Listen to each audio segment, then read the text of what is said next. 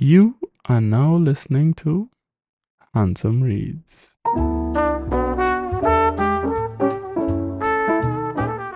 In the words of the great Nina Simone, it's a new dawn, it's a new day, and we are definitely feeling good. Welcome back. Greetings. Good morning, good afternoon, good evening. Esteemed guests, wherever this message finds you, and a very, very, very happy new year from your handsome host to you and your family. I hope that the year 2025 brings to you more blessings, more life, and more of everything nice. That being said, are you ready to jump back into the 𝐵𝐸𝐸 world as we continue today with episode 6? Remember, before we dive back into the episode, that this army of sin reaching more ears and more eyes does not happen without your help. I ain't begging, but it would be nice if you would be so kind as to share with a friend. You know, let them in on the little relaxing community that you and I have created. There is enough to go around. No being selfish now. So, that being said, be sure to like, subscribe, and share. Are you ready? Because it's about time for us to jump back into and kickstart the year 2025 with today's episode titled Fred. This episode is set in Aix, France. Hello, thank you for contacting 𝐵𝐸𝐸𝐾. Marielle speaking. Gigi smiled as Marielle went through her greeting in both French and English, before responding in her own mix of French and English. Hello, Sherry. How are things? Ah, Gigi, the younger woman greeted with a laugh.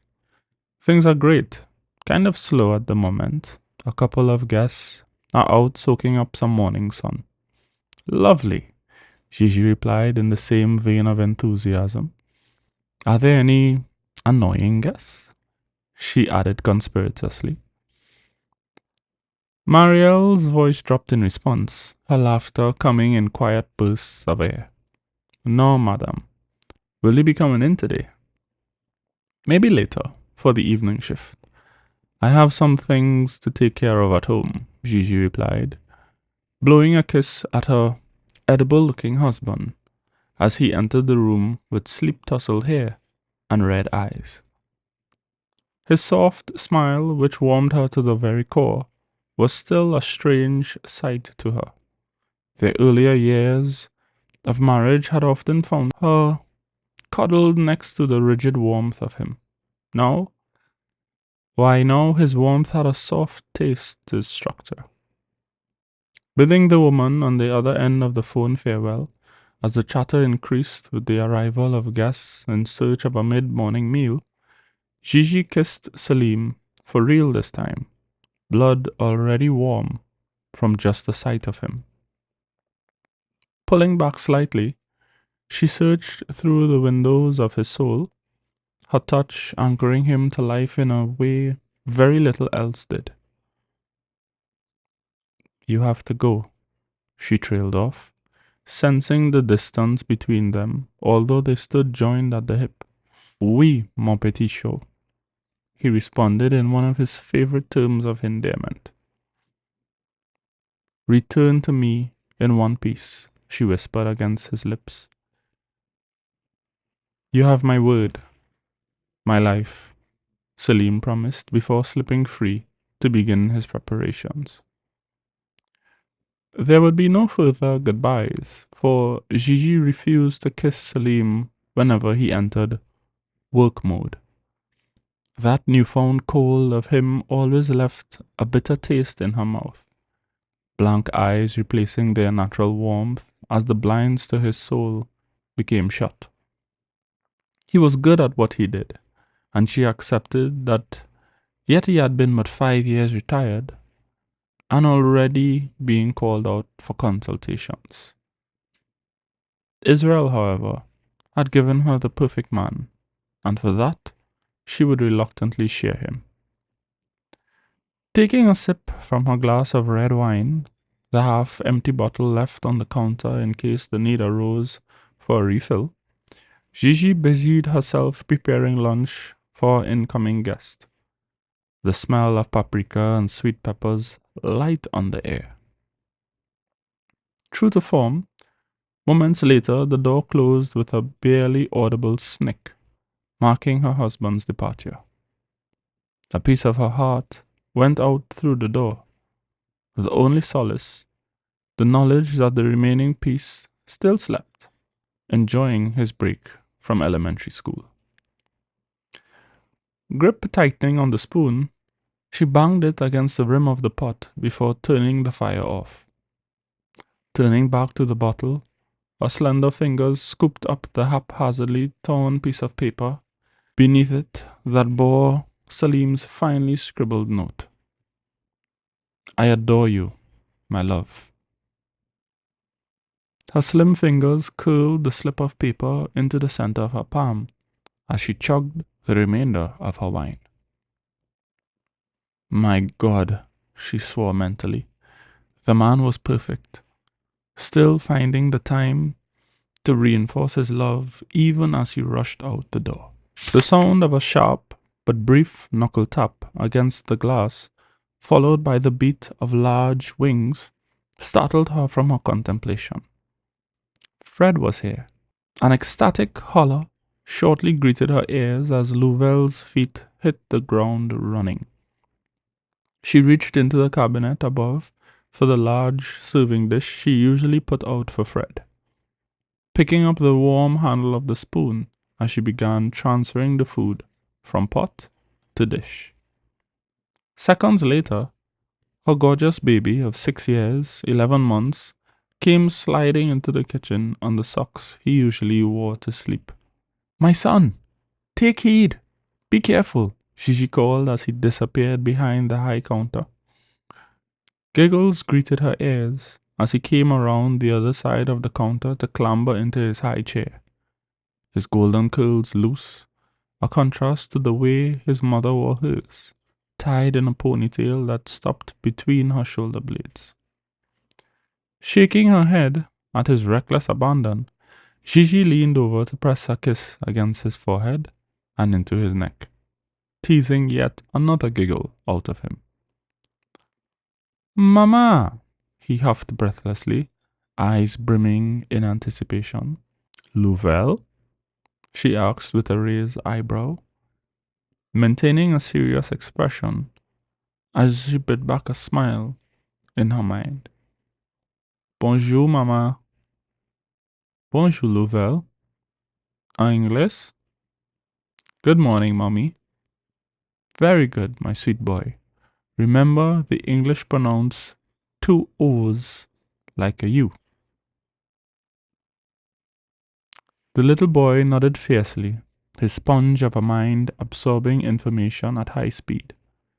His excitement, however, could barely be contained as he bounced in his seat. Smiling, heart light once more, Gigi stopped mid-turn as her son used 2 hands to circle her slim waist. Mama? What is it, baby? Why is your face all red? Mommy was drinking some adult grapes, baby. Can I have some? He asked, face brightening. When you're 18, she bargained. How much longer is that? He asked, holding up his fingers. A while yet, baby, she offered, smothering his small hand in her own.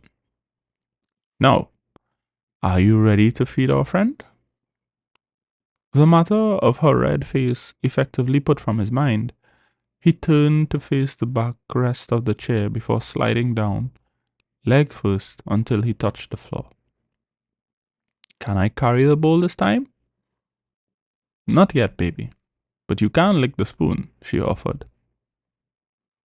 Okay, he agreed, after tapping a finger to his mouth as he weighed his options before stretching his hand out for the wooden spoon. Taking his free hand in her own, the pair of mother and son set off toward the flight of stairs leading to the attic. Stopping at the door, the pair locked eyes as Gigi's hand lay frozen over the doorknob. The now pristine spoon still clutched between Louvel's hands. What are the rules? No pulling on his feathers, no talking to him until after he eats. Her son recited the rules. Good, she nodded, before twisting the knob to allow them both entrance. The attic was without clutter. After all, having a miner that frequented its expanse required as dust-free an environment as possible. Minute particles danced in the ray of light that beamed through the open window as the wood creaked beneath their feet with every step. Near the window sat a small coffee table surrounded by 3 wooden folding chairs. Shielding from the glare, Gigi's downcast eyes fell on their guest even as Louvel slipped free to run to the smallest of the 3 seats. She allowed him his breach of the rules, as she always did, innocent wonder always overpowering his fragile discipline. Besides, it was not every day that a child was allowed to sit while an angel ate a home-cooked meal. End of episode. So yes, if you didn't guess by now, Fred is actually the nickname for an angel. And the plot just thickening a little more, a little more, and a little more. So, I do hope to see you right back here next week for our next episode, which I'm going to give you a little sneak peek right now, will not have anything to do with Fred and Gigi and her son. No, we're going to change scenes a little bit.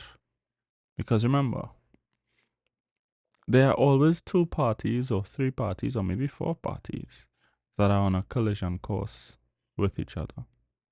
So that being said, get ready to meet some new characters at our next appointed rendezvous. As always, continue taking great care of yourself, and I'll see you guys next time. Love and light.